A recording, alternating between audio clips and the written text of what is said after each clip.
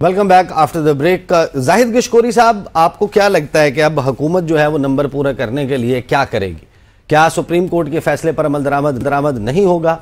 Chief election commissioner को कहा जाएगा कि आप सीटें जो हैं वो उसी लेटर के तहत जो है वो अलॉट कर दें हुक्मरान इत्तेहाद को, या फिर हुक्मरान इत्तेहाद जो है वो नंबर पूरा करने के लिए फ्लोर क्रॉसिंग का सहारा लेगा, जिससे पहले आपको सुप्रीम कोर्ट से कोई एक जो है वो फैसला 30 सितंबर के बाद आ जाएगा?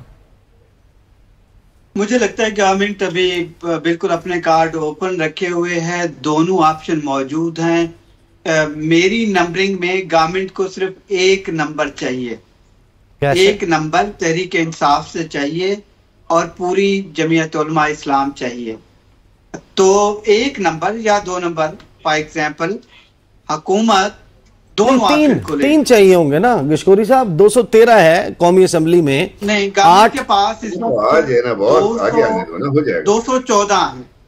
चले 214 हो गया, 214 और 8 हो गया 222, तो फिर दो नंबर चाहिए। दो नंबर। और मेरे पास जो मालूमात हैं, ये दो नंबर हुकूमत के पास 2 MNAs आ जाएंगे, इलेक्शन कमीशन ही देगा। आप कोई ऐसा रास्ता निकालने की कंसल्टेशन जारी है, मैराथन मीटिंग्स हो रही हैं कि सुप्रीम कोर्ट के आर्डर को भी डिफाई ना करना पड़े, क्योंकि खतरा है। और आपको पता है आइन इस पे लाउड एंड क्लियर है कि आप कोई भी आदमी जो सुप्रीम कोर्ट के फैसले में, ये कानूनी बात हो चले मैं ये मान लेता हूं, मैं ये मान लेता हूं कि कौमी असेंबली में हो जाएगा। आप जरा सेनेट में आ जाएं, 64 नंबर कैसे होगा? 54 लोग हैं, 5 मौलाना के 59 हो गए, 3 ML वली खान साहब की पार्टी के 62 हो गए।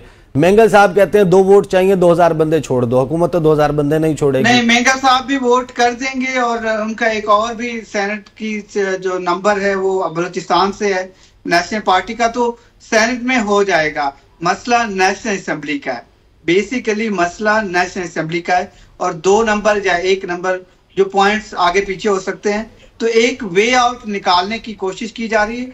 और नहीं, लेकिन मौलाना किन टर्म्स में मानेंगे? मौलाना की तो मैंने जो प्रेस कॉन्फ्रेंस है उनकी गुफ्तगू सुनी है अभी मुल्तान जाके, और दीगर जगहों पर उन्होंने बात की है। उन्होंने कहा ये तो आइन को ऐसी तब्दीलियां करने जा रहे हैं जो कतई अनएक्सेप्टेबल है।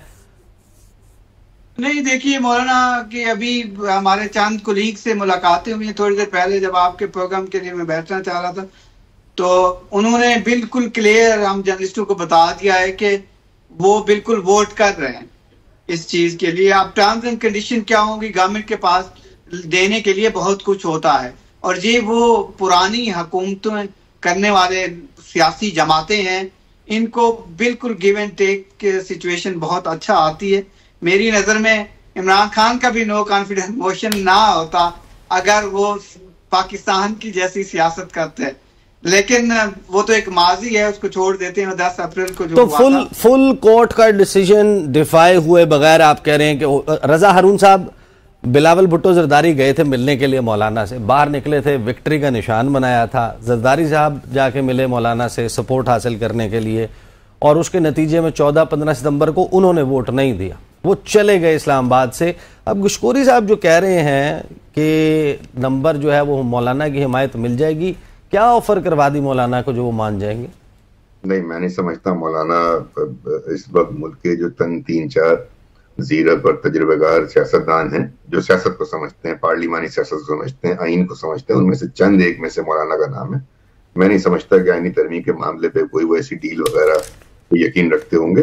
लेकिन बातचीत भी एक जरिया होता है ना। ये हमारे PTI के दोस्तों के अंदर ये बड़ा प्रॉब्लम है ना। जाहिद भाई ठीक कह रहे हैं, बातचीत पे, डायलॉग पे यकीन रखते हैं। आप इख्तिलाफात रखें, भरपूर रखें, मतलब इंतहा के रखें, फिर भी बातचीत करें। सियासत का जो हुस्न यही है ना, वो शेर है ना कि चमन में इख्तिलाते रंगो बू से बात बनती है। हम ही हम हैं तो क्या हम हैं, तुम ही तुम हो तो क्या तुम हो। भाई अगर आप बातचीत नहीं करेंगे, बैठेंगे नहीं, तो बहुत सारे मामले तो आपके जो कंट्रोवर्सी है उससे बाहर के भी है ना। आइन की तब्दीली का आपकी सियासी पॉलिटिकल कंट्रोवर्सी डिमांड से क्या ताल्लुक है? तो प्रॉब्लम, और मौलाना साहब जो हैं, फजल रहमान साहब, वो डायलॉग के समझे कि पाकिस्तान के चंद जो मास्टर्स हैं उसमें से एक वो है। तो ये डायलॉग की सियासत होती है जमहूरियत। मैं तो अभी भी कहूंगा नईम भाई से कि आप बैठे, बैरिस्टर गौर साहब हैं, इतने संजीदा लोग आपके पास हैं, सलमान राजा साहब हैं, PTI की टीम, पीपल्स पार्टी की टीम के साथ बैठे, डिस्कशन तो करें ना, बातचीत तो करें ना। कोई हो सकता है आपकी अच्छी राय हो, वो उसमें शामिल कर ली जाए, उनकी तरफ से कोई ऐसी राय हो जिसको आप कन्विंस कर ले। तो ये जो पॉलिटिकल डायलॉग होना है पार्लियामेंट में बैठ के, वो तो करें ना माने उसके बाद आप बात। तो वैसे आप लोगों का जो डॉक्यूमेंट है, तरमीमी मुसव्वदा है, वो अब उसमें शामिल है आर्टिकल 8 की वो तब्दीली जो जिसको खौफनाक कहा जा रहा था 199। यार ये जो चलता है ना यूट्यूबर, मैं इससे बड़ा दूर रहता हूँ। जब वो मुसव्वदा सामने आ जाएगा ना, एक खामखा अफवाह पे मफरूजे पे आप गुफ्तगू करके उसको खबर बना देते हैं। तो मेरी ऐसी आदत नहीं है। जब वो आएगा उस वक्त उस पर बात कर लेंगे, उस पर अपनी मौजूद भी दे दूंगा। आज तो मेरी आपको ये रिक्वेस्ट है ना कि भाई जो मुसव्वदा है, कम से कम लीडरान में बैरिस्टर गौहर साहब बहुत संजीदा अच्छा आदमी मिला हुआ है पीटीआई को। वो है सलमान राजा साहब है, ये बैठे हैं पीटीआई की लीडरशिप के साथ, पीपल्स पार्टी की लीडरशिप के साथ। आप एक उस पर तो बात करें, कमेटियों से बात करें। मुसव्वदा ना आपने देखा है, ना आपके पास है, ना इन्होंने देखा है, ना इनके पास है। कैसे आप लोग बात कर लेंगे, कैसे उसके ऊपर एग्री कर लेंगे? करेंगे ना, ये बताएं। अच्छा ये बताएं, मिलने को तैयार हैं? मिलने को तैयार हैं जी। देखिए बात यह है कि पहली बात यह है कि मुसव्वदे की बात की जा रही थी, मुसव्वदा इनके पास नहीं है। हुकूमत जो है, जिसको हुकूमत कहते हैं, ये उनके पास नहीं। हालांकि हुकूमत का ये खुद भी हिस्सा है। वजीर कानून के पास नहीं है और वो रात को कहते हैं मुसव्वदा मिल गया। मौलाना साहब ढूंढते रहते हैं मुसव्वदा क्या है। इनके पास मुसव्वदा आया कहां से, पहले इनसे वो तो पूछें। जहां से आया है तो फिर उसकी क्रेडिबिलिटी भी चेक कर लें कि उस मुसव्वदे के अंदर कौन सी चीज फिर इस जमहूरियत की मजबूती के लिए ठीक होगी। वहां तो यही है कि सिविलियन को मिलिट्री ट्रायल उठा के कर दो, वहां यही है कि आईनी अदालत लेकर आ जाओ, वहां यही है कि यहाँ हाई कोर्ट का जज अगर सुप्रीम कोर्ट को लेटर लिखता है कि मुझे धमकियां मिल रही हैं तो उसे उठाकर बलोचिस्तान फेंक दो। वहां यही है कि जजेस की तादाद बढ़ा दो। वहां यही है कि जजेस जो हैं कि उनकी तैनाती अपनी मर्जी के मुताबिक शहबाज शरीफ करे, नवाज करे या उनकी राय से हो। तो ये सारी चीजें ही हैं ना, और क्या है उसके अंदर। तो हम इनसे क्यों बात करेंगे जो कि खुद इलिजिटिमेट बैठे हुए हैं। इनके पास तो इक़्तिदार ही नहीं है, इनके पास तो अवामी राय ही नहीं है, अवाम का वोट ही नहीं इनको मिला। तो इनसे क्या बात होनी है? बात तब होती है जब आप अगला जो है वो बैठा हो जिसको अवाम ने मुंतखब। हम तो इनके साथ बैठने वाली बात तो यही है कि हम इन्हें तस्लीम कर लें कि आप जनाब बिल्कुल ठीक बैठे हुए हैं। तो हम इन्हें क्यों तस्लीम करें जब तक हमारा वो अवाम का मैंडेट है, हमारा नहीं अवाम का मैंडेट है। उनको वापस करें, फिर आप ये बातें भी करें और दावे भी करें। और ये बातें करने के लिए भी एक माहौल बनाया जाता है, एक माहौल का तरीकाकार होता है। क्या इन्होंने कभी ऐसा माहौल बनाया? अगवा, छापे, FIR, मेरे घर में 3 दफा रेड हुआ है, मेरे ऊपर 3-4 FIR दहशतगर्दी की बना दी गई है। 395 जी मैंने डकैती कर ली है और 324 भी लगा दिया कि अक़दाम कत्ल किया है। एक पूरा स्पाइडरमैन उन्होंने FIR के मुताबिक बना दिया।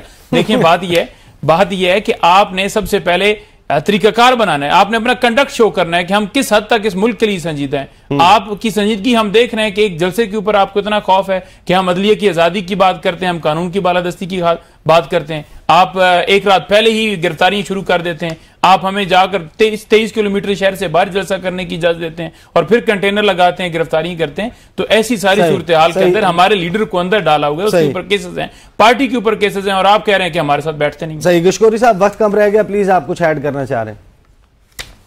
देखिए गवर्नमेंट जो है वो मैंने आपको बताया ओपन एंडेड उस पर रखा हुआ है, ड्राफ्ट अभी फाइनल नहीं आया। हो सकता है कि प्राइम मिनिस्टर को एम्पावर कर दिया जाए कि वो एक पैनल ले ले इसी सुप्रीम कोर्ट से, और कॉन्स्टिट्यूशन कोर्ट जो है वो गवर्नमेंट इस तरफ जाए ही ना और एक्सटेंड कर दे अपनी चॉइस का और इसकी एज बढ़ा दी जाए। तो गवर्नमेंट के पास ओपन एंडेड अभी डिस्कशंस हैं जो कि आने वाले 8 से 10 दिनों में ही कंक्लूसिव वो होगा। गवर्नमेंट ने मार्कअप किया था। मुझे लगता है कि ये शायद जो गवर्नमेंट के डिजाइन हैं किसी हद तक शायद उनको कामयाबी मिल जाए, और फिर अगर मिलती है तो पाकिस्तान का सियासी मंजरनामा बिल्कुल तब्दील होगा और शायद नया पाकिस्तान होगा। सही। बहुत बहुत शुक्रिया जाहिद गिशकोरी साहब, रजा हारून साहब और नईम पंजोता साहब हमारे साथ मौजूद थे। अब तक के लिए इतना ही, तो दीजिए अल्लाह हाफ़िज़।